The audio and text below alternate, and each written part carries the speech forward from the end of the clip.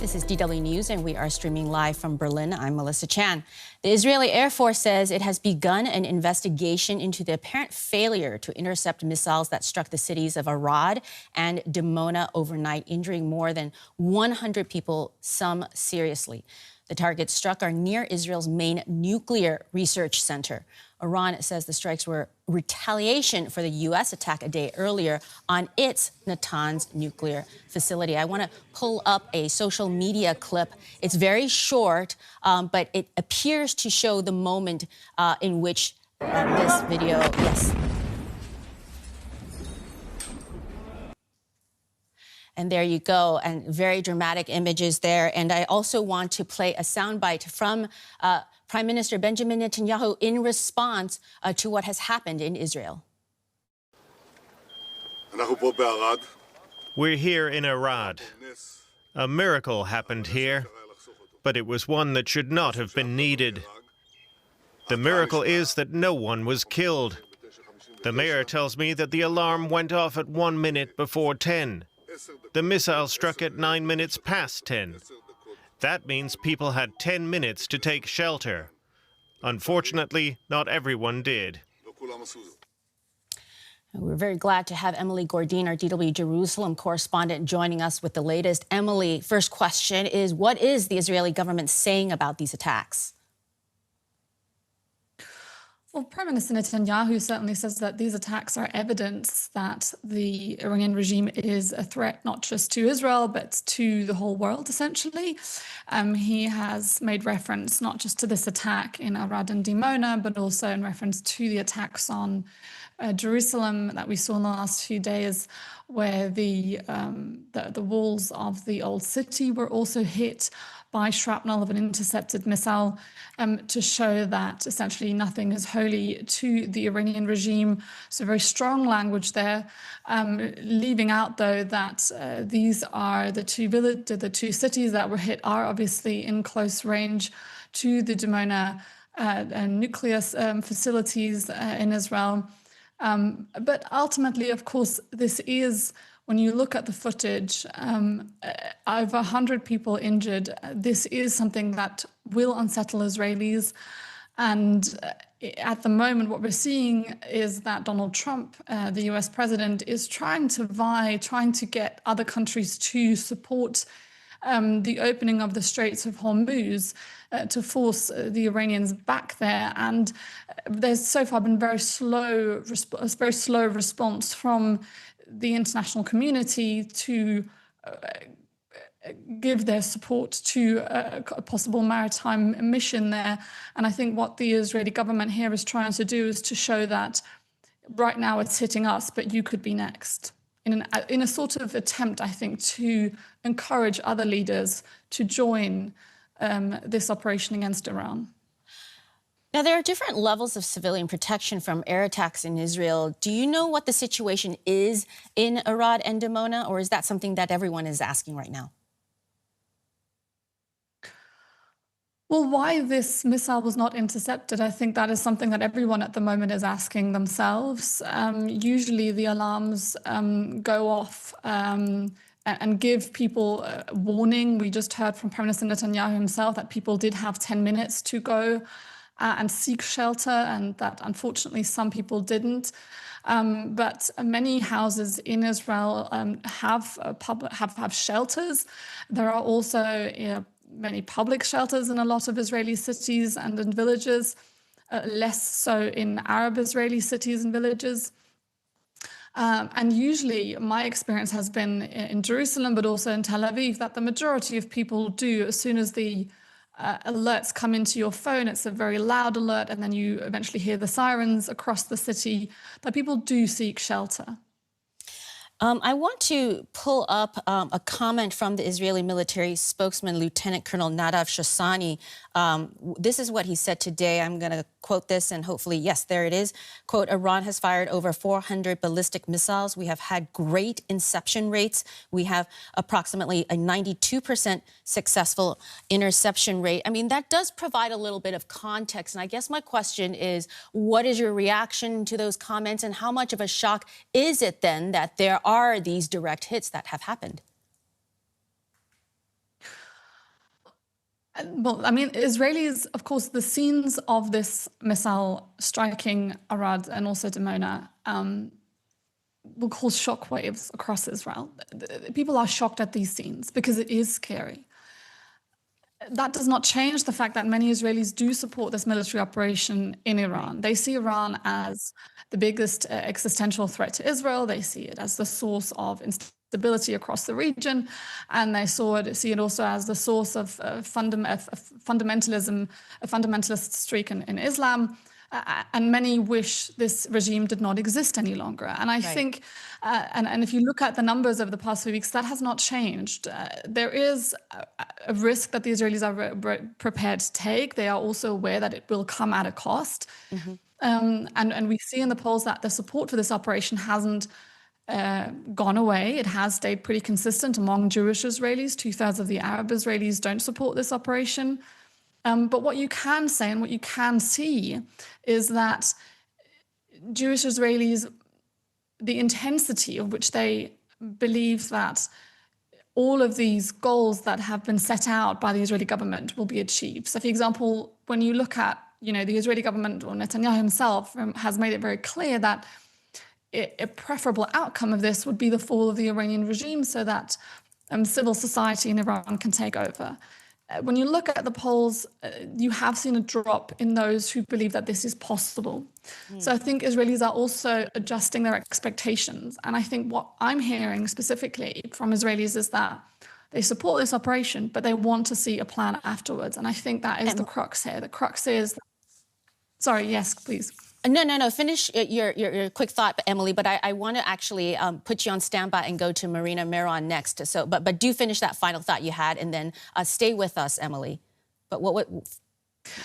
I just wanted to say that there is consensus in Israel that the Israeli military has managed to achieve significant operational successes in Iran with the dismantling of ballistic missile launches and so on. But there is a concern that there is no strategy of getting out of this war. And I think that is what's going to influence in the future as well, how the support for how long this war is going to go on. Got it. Emily, please stay on standby. I do want to go to Marina Miron of King's College London. She's a military analyst. Thank you so much for your patience. Welcome. I want to ask if you can weigh in on, based on your expertise in terms of these missiles penetrating Israel's air defense layers. What's your takeaway? It's an interesting one. Of course, it is a shocking sight for the Israelis, given the fact that these missiles managed to reach both Dimona and Arad. Dimona was most likely the target, because if you look at the Iranian discourse, Iranian military discourse and Revolutionary Guard Corps, they always talk about Dimona because of the Shimon Peres Negev nuclear research facility, which is believed to be the actual Israeli nuclear program, which is located there. And this is the most protected site. So from that perspective, it does have strategic implications, because if we look at the footage, it looks like there was an attempt to intercept the Iranian missile, whichever missile it was a medium-range ballistic missile. Maybe it was of the Imad series, which would have the reach to reach Dimona. But what this actually signifies is that we have to look at the Israeli air defense system, and often it is being talked about Iron Dome, but Iron Dome is not the only one.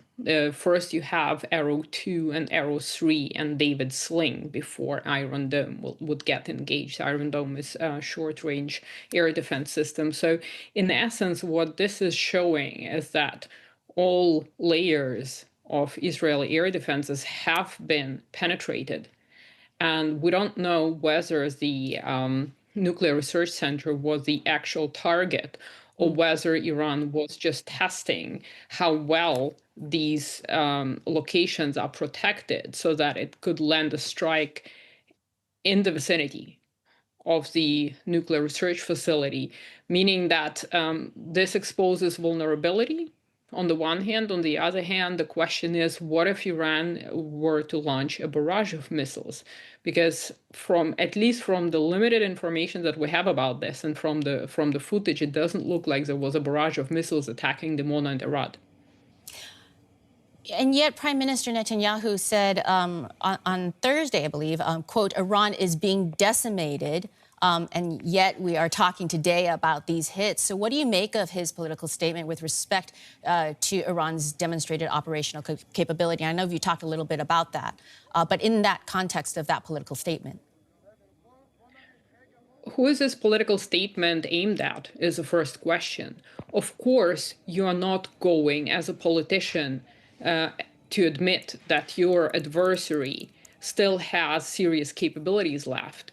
Be it Iran, the Iranians with the decimated military capabilities or largely decimated military capabilities are still saying we're going to launch Operation True Promise number XYZ because we still have the capabilities and we have done a lot of damage.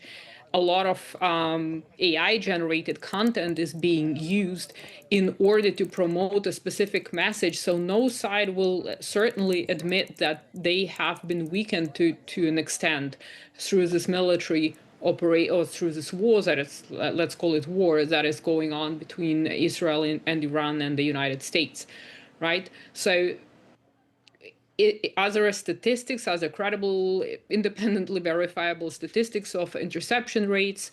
I don't know. I don't think such a thing would exist at this moment. On the Iranian side, it's exactly the same, the way this is being portrayed. So we have to be very careful with what the actual political statements are. And again, they have their audiences. And certainly they are not aimed at making people, especially people inside Israel, in this case, panic. Of course, you want to show resilience. I'm curious, do you, based on what you were saying, what do you think is Iran's capacity in terms of its ability to sustain this kind of attack tempo going forward? It seems like Iran, despite everything that has been said about Iranian Navy being destroyed or being sunk, for that matter, and a lot of missile launchers having been destroyed, Iran still retains enough capabilities, as it would seem, and as the strike might demonstrate, in order to create pressure on Israel, in order to create pressure on the Gulf states and on the United States. It's not also in conventional terms, because Iran has also cyber units, a Revolutionary Guard, for instance, and different cyber actors working in favor of Iran. We have a lot of proxies across the Middle East, and it's not just the usual, the Houthis and the Hezbollah. There are also groups in Iraq, some in Syria, which were not aligned with Iran before, but are sympathizing with Iran. Even if they are Sunni Muslim, they are still sympathizing with Iran because they don't like Israel and they don't like the United States. So we have a network of proxies and their affiliates who could complicate the situation, essentially across the entire Middle East and well beyond that. And of course, we have the subterranean constructions in form of factories, in form of storage facilities, which appear to be, at least to a certain extent, intact if Iran is still capable of launching these ballistic missiles. And if it is a MAD, so it means that it's now using more sophisticated, more precise ballistic missiles. How many it has left, we don't know. And we also have cruise missiles, which we haven't seen in action yet. But the question is that going to be a next escalatory step by Iran? Marina, Miron, we'll leave it there. Thank you, as always. Thank you for having me. Now we have our Jerusalem Bureau Chief, Tania Krämer, who is in Dimona, I believe. Tania, thank you so much for joining us. You visited both sites, Arad and Dimona. What impressions have you gained from Israelis in the two places targeted by the Iran strikes? Yeah, we arrived quite early here this morning in Dimona, and some people were still in their pajamas, just sitting outside of their houses that were extremely damaged from this hit. The hit actually, the main hit was here just right behind us. We moved a bit outside of this area also to be closer to the public shelter here. And basically what happened is that the missiles that, the barrage of missiles one of them were not intercepted, especially here in Dimona. And you can see really sheer destruction all around us. It's not just in this one place where there has been a hit, but also, in the whole residential neighborhood here. So we've been talking to people, and one of the families that were just going through their things at home, very much in disbelief of what happened. They were able to go to the shelter. They had, the pre-alarm, and then they moved to the public shelter. These people here, some of them, they don't have shelters or safe rooms at home, so they have to go to the main shelter. And they were saved, but then there were others who didn't make it for whatever reason. We know also one of the children here injured was on its way to the shelter. And you always have to think about, there are also many elderly people. They need much more time maybe than those 8 to 10 minutes that you might have, or people that are, with special needs. We also saw some people here, they need much more time to get there. So, yeah, that's the situation right here. I think people are very much in disbelief that this happened, and the destruction is really very widespread. Tania, I know you are in Dimona, but we do have some comments from people from Arad. What you're about to see are it's shot overnight, so it's in the dark. And of course, it's daytime now in Israel. But let's just have a listen, particularly because Tania was talking about how people were feeling. We listened, boom! Oh, everybody was in the mamad, but not I. It was something very, very afraid. Her big son called, mother, all windows go out, all home go out, all go out. Yeah, it's scary. They bomb us, so and we never actually, this city never experienced something like that actually bombed the city, like straight hit.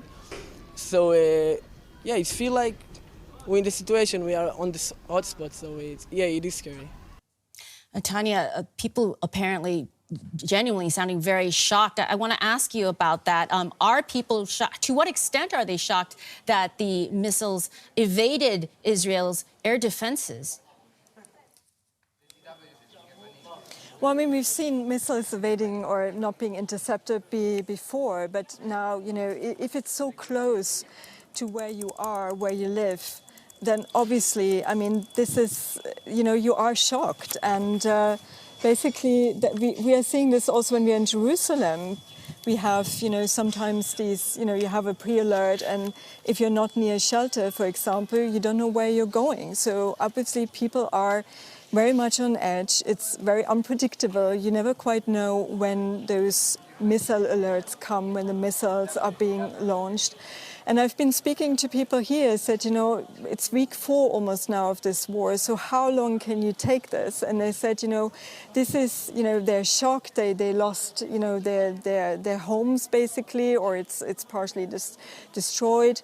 And they're saying, this is, obviously that's not something they want to go on, but they say it's important in a way that this is for the next generation. They see Iran as a major threat to Israel. So they are saying, this is important to continue with this support. They're supporting the government line, but there are also others, and I'm hearing myself, that's why I'm putting this out.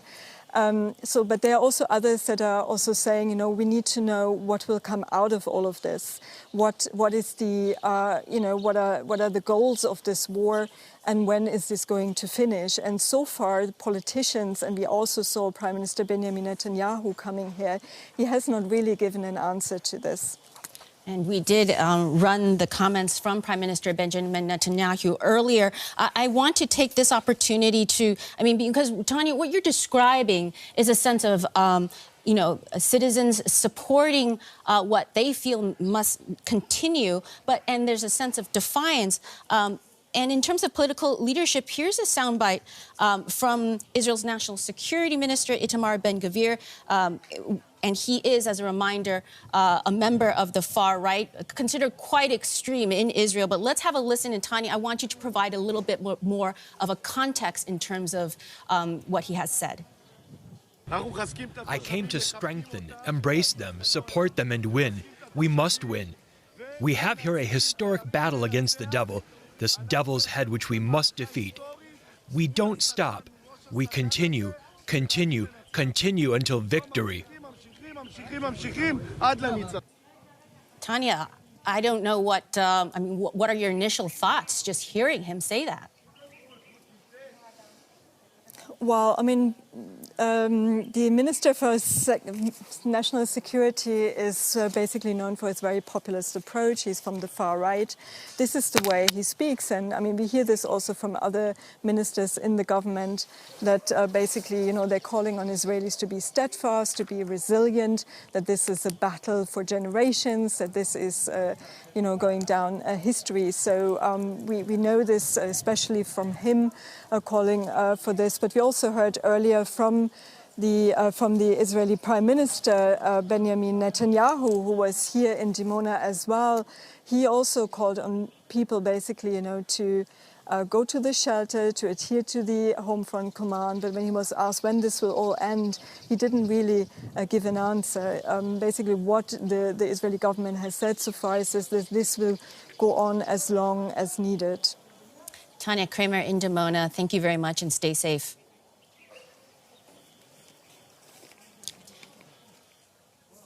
And now we go to Emily. Emily, thank you so much for your patience there, but I know you've been listening. And right now, I also want to pull up live pictures from Arad as I ask my next question for you. There you go. There we see it. Emily, I've been talking to Tania. I've been talking to Marina. My question to you is, how likely is Israel to escalate, and what might they do? I mean, it sounds like they are willing to continue fighting.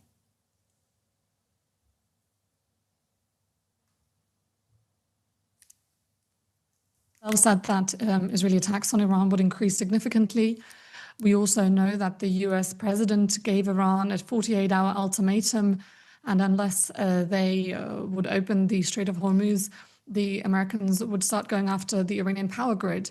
Prime Minister Benjamin Netanyahu was asked whether Israel would join those strikes. He didn't give a definite answer, but it wouldn't be the first time the Israelis support American attacks. This is, after all, a joint operation in Iran. Of course, the question of support when it comes to this operation very much depends also on the outcome of it. And while the Israeli leadership has again and again stated its goals, I think as time passes, and also you have to look at other conflicts here in the region, what happened in Gaza, what's happening in Lebanon, where we've seen a different kind of blueprint, the same blueprint really applied, where the Israelis have gone after the political leadership of the different organizations, Hamas, which is considered a terrorist organization in many Western countries. It was also gone after the leadership of Hezbollah. And it's done the same in Iran with the elimination of Ali Khamenei, the supreme leader.